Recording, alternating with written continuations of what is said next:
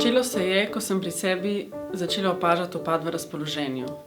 Namesto zagnanosti in navdušenja sta bili vedno bolj pogosti tesnoba in otožnost, in ker se mi je zdelo, da to ni bila posledica sprememb iz okolice, sem sklepala, da mora biti veliko, če ne celo vse, v mojih rokah, da svoje počutje spremenim na bolje, tako fizično kot duševno. Zavedala sem se, da se velike spremembe začnejo z malimi koraki in da se zadovoljstvo, čeprav klišejsko, skriva v malih stvareh.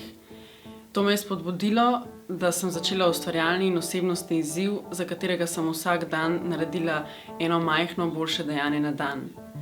Izziv mi je v 100 dneh spremenil življenje in danes ga z veseljem z vami delim v obliki knjige, ki vsebuje tudi del, ki deluje kot priročnik, zato vas obenem vabim, da se mi pridružite na poti k boljšemu sebi.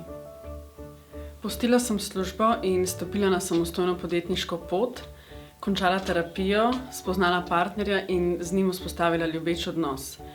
Vse to so bile spremembe, ki so se mi prej zdele neuresničljive, s poglobljenim zaupanjem vase pa so se potem uresničile.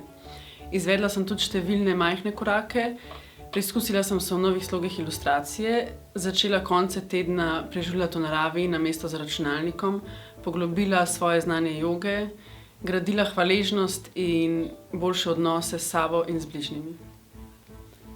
S projektom 100 dni za boljšo mene sem se vrnila k sebi in osvojila najdragocenejšo lekcijo, da se po padcu lahko poberem in vrnem ne le močnejša, temveč predvsem sočutnejša do sebe.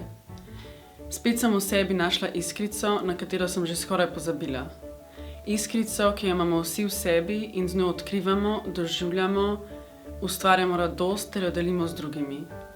Obdobje 100 dni me je opomnilo, da je sprememba stalna in da če si pripravljen vlagati in rastati skozi eno malo dejanje na dan, se ti bo kmalu vse povrnilo in dvojno obrestovalo.